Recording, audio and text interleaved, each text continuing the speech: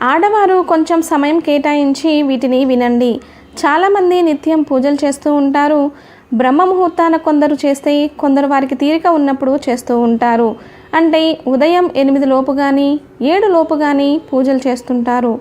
అది కూడా కుదరని వారు ఉదయం 10 గంటల లోపు పూజలు చేస్తూ ఉంటారు. అయితే అంతకు మించి 10 దాటిన తర్వాత నిత్య పూజ చేయకూడదు.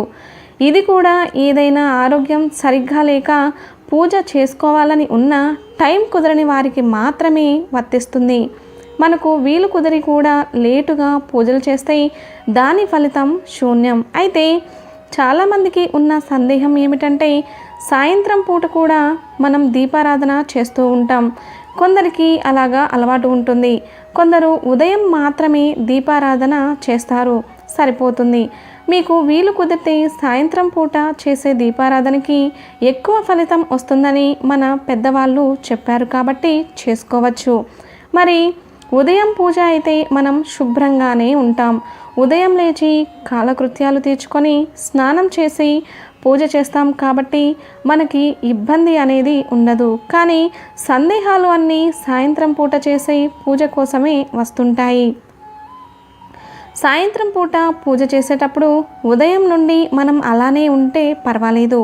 ఒక్కొక్కసారి కొందరు వాష్రూమ్కి వెళ్ళి వస్తూ ఉంటారు. లేదంటే ఇంట్లో చంటి పిల్లలు ఉంటే వారి అవసరాలు కూడా తీరుస్తూ ఉంటారు. లేదా ఉద్యోగాలు చేసుకునే స్త్రీలు అయితే ఉద్యోగ సంస్థలలో రకరకాల మనుషుల మధ్య తిరుగుతూ ఉంటారు. కాబట్టి వారిలో ఎవరికైనా మైల ఉందేమో అనే అనుమానంతో కూడా ఉంటూ ఉంటారు కొంతమంది. మరి ఇన్ని అనుమానాల మధ్యన సాయంత్రం పూట చేసుకునే దీపారాధన పూర్తిగా శుచిగా ఉండేలా చేసుకోవాలా అనేది ఈరోజు ఈ వీడియోలో మనం వివరంగా తెలుసుకుందాం. ప్రతి ఇంట్లో నిత్యం ఉదయం సాయంత్రం దీపారాధన చేస్తే కనుక తప్పకుండా మార్పును గమనిస్తారు. సమయం కేటాయించి దేవుడి కోసం ఒక పావు గంట పెట్టుకొని నిత్యం ఉదయం సాయంత్రం దీపారాధన చేయండి. సాయంత్రం పూట దీపారాధన చేయడానికి సూర్యాస్తమయం సమయం అనువైన సమయం. పైన చెప్పిన సందేహాలన్నిటికీ కూడా ఒకటే సమాధానం. మీరు ఇవన్నీ చేసినా కూడా సాయంత్రం చక్కగా ముఖం, కాళ్ళు, చేతులు కడుక్కొని కొంచెం గోపంచకం లేదా పసుపు నీళ్ళు తలపైన చల్లుకొని మీరు దీపారాధన చేసుకోవచ్చు. ఎటువంటి సందేహం లేదు. కానీ ఇది నిత్య దీపారాధనకి వర్తిస్తుంది. అది కూడా మీ పూజ గది సాధారణమైన దేవుళ్ళతో ఉంటే కనుక. అంటే కొంతమంది ఉగ్రదేవతలను కూడా పూజిస్తూ ఉంటారు. అలాగే పెద్ద పెద్ద విగ్రహాలను కూడా పెడుతూ ఉంటారు. ఖచ్చితంగా అలాంటప్పుడు స్నానం చేసి శుచి అయిన తర్వాతనే దీపారాధన చేసుకోవాలి. మామూలుగా గృహస్థులు చేసుకునే దీపారాధనకి ఇటువంటి నియమాలు ఏమీ పాటించాల్సిన అవసరం లేదు. వీలైతే స్నానం చేయడం అనేది చాలా మంచిది. 2 పూటలా స్నానం చేసి పూజ చేయడం వల్ల మనసుకు ప్రశాంతత లభిస్తుంది. అయితే బాగా చిన్నపిల్లలు ఉన్నవారు, ఆఫీస్ నుండి వచ్చేవారికి ఇవి కుదరదు కాబట్టి ముఖం, కాళ్ళు, చేతులు శుభ్రంగా కడుక్కొని పూజ చేసుకోవచ్చు.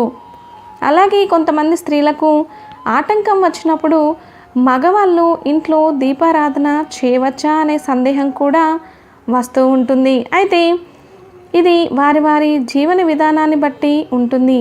అంటే ఎవరైతే ఆటంకం వచ్చిన స్త్రీ ఆ ఇంట్లో తిరుగుతుంటే కనుక మీరు ఖచ్చితంగా ఆ 3 రోజులు ఇంట్లో పూజలకు సంబంధించిన ఏ కార్యక్రమం చేసుకోవడం కానీ, మగవారు గుడికి వెళ్ళడం కానీ చేయకూడదు. ఒకవేళ మీకు పూజ గది విడిగా ఉండి ఆటంకం వచ్చిన స్త్రీలు కూడా ఈ నియమాలు పాటిస్తూ ఎవరిని ముట్టుకోకుండా ఉంటే కనుక చేసుకోవచ్చు. ఈ రోజుల్లో ఇలా ఎవరికి సాధ్యం కాదు కాబట్టి ఈ 3 రోజుల్లో పూజ చేసుకోకపోవడం అంటే నిలిపివేయడమే చాలా చాలా మంచిది. అలాగే ఆటంకమైన ఎన్ని రోజుల నుంచి పూజ చేసుకోవాలనే సందేహం ఉంటుంది. ఆటంకమైన 5వ రోజు నుంచి మీరు పూజ చేసుకోవచ్చు.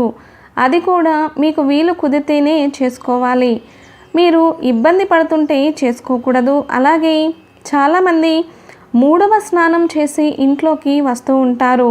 మూడో స్నానం ఖచ్చితంగా దేవతా కార్యక్రమాలకి కానీ మిగిలిన కార్యక్రమాలకు కానీ అస్సలు పనికిరాదు.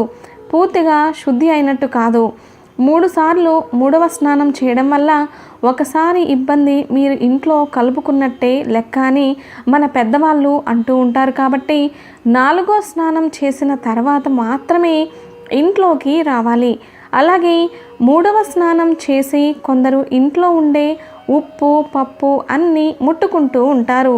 అవన్నీ విడిగా పెట్టుకోవాలి. కానీ అవన్నీ అలా ముట్టుకోవడం వల్ల వాటికి ఏమీ కాదు. కానీ మనం వాటిని తిరిగి ఏ పూజ రోజునో దేవుడికి సంబంధించిన కార్యక్రమాల కోసం వంటి ప్రసాదాలలో వాడేస్తూ ఉంటాము. లేదా ఆ రోజు మనం పూజ చేసుకొని ముందుగా ముట్టుకున్న పదార్థాలతో చేసిన వంటకాలను మనం రోజు తింటూ ఉంటాము. ఇది అస్సలు మంచిది కాదు. ఇలా అస్సలు చేయకూడదు. 4వ రోజు ఖచ్చితంగా స్నానం చేసి ఇంట్లో అన్ని పనులు చేసుకోవచ్చు. అలాగే అన్నీ కూడా ముట్టుకోవచ్చు. దేవుడికి సంబంధించిన పనులు మాత్రం చేసుకోకూడదు. 5వ రోజు మారు స్నానం చేసిన తర్వాత మాత్రమే మీరు దేవుడికి సంబంధించిన కార్యక్రమాలు చేసుకోవచ్చు. అది కూడా 5వ స్నానం మధ్యాహ్నం 12 గంటల్లోపు చేసేయాలి అని మన పెద్దవాళ్ళు అంటూ ఉంటారు. అలా చేయకపోతే కాశీలో గోవును బలి ఇచ్చినంత పాపం కలుగుతుందట అని అంటూ ఉంటారు. కాబట్టి 5వ రోజు ఖచ్చితంగా మధ్యాహ్నం 12 గంటలలోపు స్నానం చేయండి. అందుకే ఎంత పని ఉన్నా 5వ రోజు మారు స్నానం మధ్యాహ్నం 12 గంటలలోపు చేస్తే మంచిది. అలాగే కొంతమంది 4వ స్నానం చేసినప్పుడు షాంపూ కుంకుడుగాయలతో స్నానం చేస్తూ ఉంటారు. మరలా 5వ రోజు మారు స్నానం చేసేటప్పుడు తలపై నుంచి నీళ్లు పోసేసుకుంటూ ఉంటారు. ఇలా అస్సలు చేయకూడదు. తలపైన షాంపూ కానీ కుంకుడుగాయ కానీ పెట్టుకోకుండా చేసే తలస్నానం అది లెక్కలోకి రాదు. అలా చేసిన తలస్నానం వల్ల మీరు శుద్ధి అయినట్లు కాదు. ఖచ్చితంగా 5వ రోజు కూడా మీరు షాంపూను కానీ కుంకుడుకాయని పెట్టుకొని తలస్నానం చేసి తీరాలి. ఇక స్నానం చేసిన తర్వాత ఇల్లంతా ఎలా శుభ్రం చేసుకోవాలి, ఇల్లంతా ఎలా శుచిగా ఉంచుకోవాలి, మళ్ళీ మనం పూజలు ఎప్పుడు మొదలు పెట్టాలి అని అంటే, మీరు 4వ స్నానం చేసిన తర్వాత గోపంచకంలో చిటికెడు పసుపు వేసి దాన్ని ఇల్లంతా చల్లాలి. అలాగే మీరు కూడా తలపైన కొంచెం వేసుకోవాలి. ఇప్పుడు ఇల్లంతా శుద్ధి అయినట్టే. దేవుడు గదిలోనూ ప్రతి చోట మీరు ఎక్కడెక్కడ అయితే తిరుగుతారో ఏమేమైతే ముట్టుకుంటారో అన్నింటినీ కూడా ఇలా గోపంచకంతో శుద్ధి చేసుకోవాలి. స్త్రీలు వంటగదిలో అన్నీ ముట్టుకోకుండా ఆ 3 రోజులకు సంబంధించి 3 డబ్బాలుగా పెట్టుకొని అవి మాత్రమే వాడుతూ ఉంటే చాలా చాలా మంచిది. అలాగే ఇల్లంతా కడుక్కోవాలి. కానీ ఇప్పుడు ఆ పరిస్థితి లేదు కాబట్టి ఇల్లంతా ఉప్పు వేసిన నీళ్ళలో చిటికెడు పసుపు వేసి దానితో ఇల్లు మనం శుభ్రం చేసుకోవాలి. అలాగే మీరు పడుకున్న పక్క బట్టలు, మీరు తగిలిన బట్టలను, డోర్ మ్యాట్లు ఇవన్నీ కూడా తీసేసి చక్కగా ఉతికి వేసుకోవాలి. ఇవి ఇప్పటి తరం వాళ్ళకి చాదస్తంగానే కనిపిస్తుంది. కానీ వీటిని ఆచరించకపోతే వచ్చే నష్టాలను మనం తట్టుకోలేం. కాబట్టి మనం మన పిల్లలకి వీటిని అర్థమయ్యేలా చెప్పడానికి ప్రయత్నించాలి. ఈ వీడియో కనుక మీకు నచ్చినట్లయితే ప్లీజ్ లైక్ చేసి ఛానల్ని సబ్స్క్రైబ్ చేసుకొని పక్కనే ఉన్న బెల్ ఐకాన్ని ప్రెస్ చేయండి. ధన్యవాదాలు.